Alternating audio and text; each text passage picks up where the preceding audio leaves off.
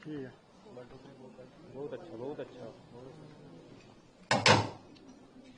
आप सबको मेरी तरफ से आदाब और बहुत बहुत शुक्रिया, और अच्छा लगा आप लोग यहाँ आए और एक गलबात हुई। तो सबसे पहले तो मैं ये कहना चाहूंगी कि क्या हम कम से कम आज जो हम इधर मिले हैं इतना कर सकें कि हम घर जाके अपने घर में अपने रिश्तेदारों को बोले कि तुसी अपने बच्चा नाल डोगरी में गल करो। कह सकते हैं क्या? इसमें तो सरकार का कोई रोल नहीं है, क्योंकि मुझे कश्मीर में भी बहुत तकलीफ होती है। हालांकि मेरी अपनी बच्चियां, उनको भी कश्मीरी बोलनी नहीं आती, क्योंकि बहुत जल्द हम दिल्ली चले गए थे, बहुत छोटी थी।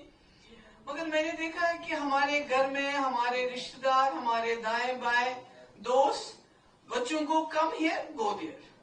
अब तो उर्दू भी खत्म हो गई है, अब अंग्रेजी है। तो कम से कम इतना तो हम कर ही सकते हैं, हम सब लोग यहाँ, कि घर जाके अपने दोस्तों रिश्तेदारों को बोले कि अपने बच्चों के साथ डोगरी में बात करो। ये तो मेरे ख्याल में कोई बड़ी बात नहीं। कम से कम आज जो हम यहाँ ये हमने एक प्रोग्राम रखा, इसका इतना नतीजा तो निकले, क्योंकि अंग्रेजी उर्दू हर भाषा वो सीखेंगे। कोई ऐसा नहीं है कि आज तो गांव के लड़के लड़कियां, जब मैं उनसे मिलती हूँ मुझे बहुत अच्छा लगता है, इतनी अच्छी अंग्रेजी वो बोलते हैं। मुझे भी दिक्कत होती है अंग्रेजी बोलने में, मगर वो इतनी अच्छी अंग्रेजी बोलती है, मतलब कि मैं हैरान हो जाती हूँ। मगर अगर हमको घर में अपनी डोगरी जबान को, क्योंकि शिनाख्त सबसे बड़ी चीज है ना, कि अभी साक्षी ने बोला कि I am proud to be from Jammu, I am proud to be कि जम्मू ने मुझे क्या दिया। पर जम्मू कैसे जाना जाता है? जबान सबसे पहली चीज है ना, डोगरी तो पहली गल है। तुसी डोगरी नहीं बोलोगे जी, हेलो जी, कम हियर गो देयर, तो फिर की गल है? तो कोई गल ही नहीं है। तो हमने ये देखा कि जम्मू कश्मीर में जो हालात दिन ब दिन अच्छे नहीं हो रहे हैं। इसका ये कतई मतलब नहीं कि हम यहाँ से बड़े उदास होके चले जाएं, मगर खराब है। मैंने देखा कि जब दिल्ली में हादसा हुआ तो एकदम मुझे झटका सा लगा। मैंने कहा अगर हमारे पढ़े लिखे डॉक्टर, मतलब एक ख्वाब होता है, मेरे घर वालों का भी बड़ा ख्वाब था, मेरे खासकर डैडी का, कि महबूबा डॉक्टर बन जाए।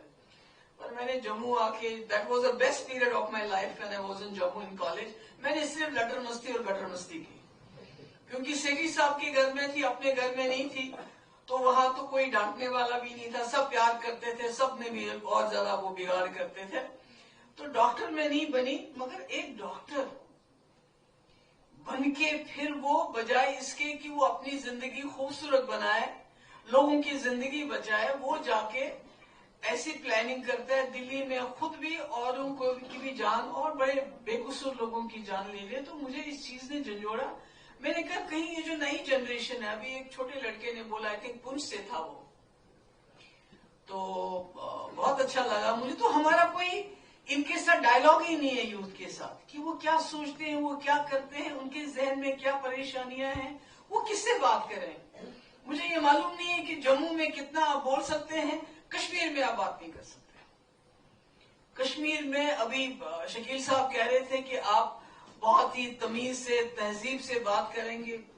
उमर खालिद ने तो कोई गलत बात नहीं कही थी, उसने तो कोई तहजीब का दायरा नहीं तोड़ा था, पर आज 5 साल से उसकी बेल नहीं हो रही है। बड़ी मुश्किल से बहन की शादी पे उसको जाने दिया। तो कहीं ना कहीं एक सिस्टम बन चुका है हमारे मुल्क के अंदर की एक इनटॉलरेंस है, और ये इनटॉलरेंस खाली मुसलमानों की तरफ नहीं है, जनरल इनटॉलरेंस है। अगर मीडिया को कोई आदमी सवाल पूछेगा या कोई और पूछेगा तो कुछ ना कुछ प्रॉब्लम होती है। तो मगर आज जहां चैलेंजेस है, मैं कहती हूँ उसके साथ अपॉर्चुनिटीज है। तो चैलेंजेस और अपॉर्चुनिटीज अलग नहीं है, सवाल और जवाब होता है। तो जहां सवाल होगा वहां जवाब भी जरूरी होगा। इसलिए मुझे लगता है हमें हिम्मत खोने की जरूरत नहीं। मुझे मालूम है कि हमारे मुफ्ती साहब जो आज जम्मू में, इतनी जल्दी मैंने प्रोग्राम इसलिए किया कि अभी एक एक्टिविस्ट हैं, उन्होंने ये कहा कि जम्मू और कश्मीर को मिलना चाहिए, और साथ ही में उन्होंने कहा कुछ उस तरह की बात की नहीं। मुफ्ती साहब ने जम्मू कश्मीर के लोगों की, खासकर जम्मू के लोगों की ख्वाहिशात, जो उन्होंने यहाँ वोट दिया था बीजेपी को दबा के, उसकी कदर की थी और जम्मू के लोगों की कदर की थी, तभी इतना बड़ा मुश्किल फैसला, ये आसान फैसला नहीं था कि कहां पीडीपी और कहां बीजेपी। और मुफ्ती साहब ने कहा मैं जम्मू वालों को कौन सा जवाब दूंगा, उनको कैसे मैं पावर से बाहर रखूंगा जब उन्होंने 28 मेंबर चुने हैं। वो जम्मू वाले जिन्होंने जब कश्मीर में मैं इलेक्शन नहीं जीत पाया तो आरसपुरा के लोगों ने मुझे वोट बना दे के एमएलए बनाया, ये तो कुर्बानी थी। हमने तो किसी को उस तरह नहीं दिया था, बल्कि उस तरह उससे छुपा के रखा था कि ताकि जम्मू कश्मीर में सरकार बना के हम बांध ले एक दूसरे को, शर्तों में बांध ले कि अगर हम आपके साथ सरकार बनाते हैं तो आपने कौन कौन से काम करने हैं, अगर मौका मिले तो एजेंडा ऑफ अलायंस पढ़िएगा। मेरे ख्याल में जो जम्मू कश्मीर की समस्या है, चाहे वो जम्मू हो या कश्मीर हो या लद्दाख हो, उन तमाम समस्याओं का समाधान आपको उसी एजेंडा ऑफ अलायंस में मिलेगा। ये तो बदकिस्मती है मुफ्ती साहब नहीं रहे और शायद कश्मीर में भी लोगों को समझ नहीं आई, अदरवाइज इस वक्त जम्मू कश्मीर के हालात बहुत मुख्तलिफ होते। और ये जो 2019 में हुआ,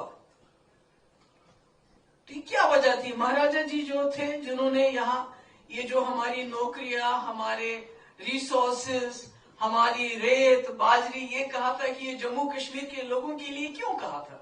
ऐसे तो नहीं कहा था। उनकी सोच उस वक्त ये थी कि जम्मू कश्मीर एक मुख्तलिफ रियासत है, ये एक छोटा सा हिंदुस्तान है, हिंदुस्तान के अंदर एक छोटा सा हिंदुस्तान है और उसको संभालना है। It's an idea of India. आप पूरे मुल्क को जाके देख लीजिए, जो idea of India Kashmir, Jammu Kashmir, Ladakh को देख के आपको दिल में आते हैं, वो कहीं नहीं मिलेगा आपको। उसको प्रिजर्व करने के लिए 370 था। अब मुझे बताइए, ये तो कश्मीरियों को सजा देने के लिए उठाया गया, मगर सबसे ज्यादा अगर इसका नुकसान कहीं शुरुआत हुई तो वो जम्मू से हुई। सबसे ज्यादा बाहर के लोगों का आना, क्राइम बढ़ जाना, आउटसोर्स, इतनी सारी बिल्डिंगें बनती है, एम्स बना, दूसरी बनी, सारा काम आउटसोर्स हो रहा है। आपकी माइनिंग, हम खाली हो रहे हैं, खोखले हो रहे हैं। शायद उन्होंने जो बात की इस पे कि आपको अंदाजा नहीं, 20-30 साल के बाद हमारे दरिया, हमारे पहाड़ इतने खोखले हो गए होंगे कि हमको कोई नहीं बचाएगा।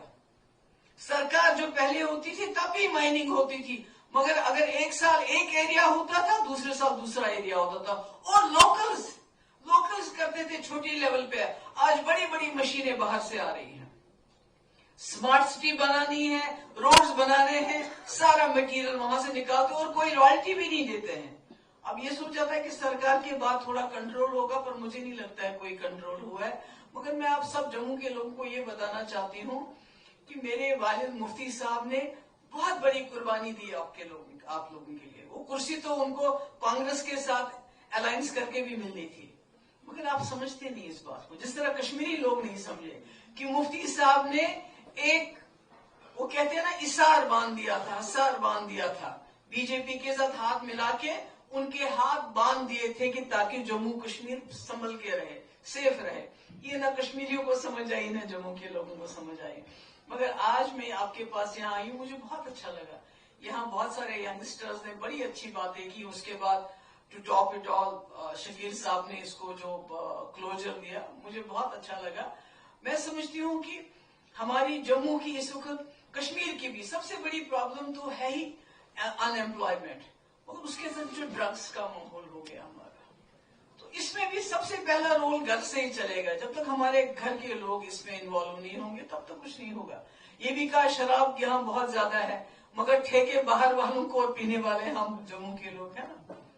तो ये मतलब कहीं ना कहीं जम्मू के साथ जो ट्रेन चली गई एकदम कश्मीर और कटरा, उससे भी जम्मू को नुकसान हो रहा है। मुझे जम्मू क्या, मैंने कहा ना, मेरी जिंदगी का बेहतरीन हिस्सा जम्मू में गुजरा है, और उस घर में गुजरा है, उससे बड़ा सेकुलर घर कोई नहीं होगा। और हम समझते नहीं थे, मुझे ईद के साथ साथ होली की इंतजार होता था कि होली कब आएगी। मैंने डोगरा साहब के घर जाके, विजय डोगरा मेरी फ्रेंड है, उसके घर में वहां होली खेलनी है। तो हमने एक अलग जम्मू देखा है, और आज भी जम्मू वैसा ही है। आज भी जम्मू में जिस तरह हिंदू, मुस्लिम, सिख आपको रघुनाथ बाजार में घूमते हुए देखेंगे, कहीं नहीं मिलते हैं।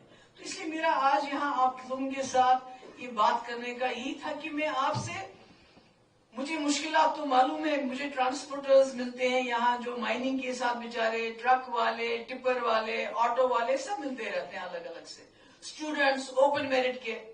اوپن میرٹ میں اب یہ بڑا ڈائسی سوال ہے، اس میں ہمارا ہے آبادی کے حساب سے آپ لوگوں کو اپنا حصہ دے دو، جتنی جس کی آبادی، اگر ریزرویشن والوں کی آبادی زیادہ ہے اس میں کہیں بڑھانے کی ضرورت بڑھائیے، مگر جو اوپن میرٹ والوں کی آبادی ہے ان کو اس حساب سے دے دیجیے، تاکہ کسی کو نہ لگے ہم سے ناانصافی ہو رہی ہے، خاص کر جو اکنامکلی بیکورڈ ہے۔ کسی نے یہاں بتایا کہ کوئی کسی کی 12 لاکھ آمدنی ہے، اس کو بھی اس وقت بھی چوتھی پانچویں پیڑھی اس کو مل رہا ہے، مگر کسی کی آمدنی 2 لاکھ بھی نہیں ہے، وہ بیچارہ کہاں جائے؟ I think there needs to be some kind of commission who can sort it out. تو باقی میں آپ سب لوگوں کی بہت شکر گزار ہوں، آپ یہاں ہیں، اور اس بچی نے واش رومز کے بارے میں بیٹا آپ نے بات کی تو مجھے یہ بات یاد ہے، میں آپ نے پہلے بھی کسی نے مجھ سے ذکر کیا تھا،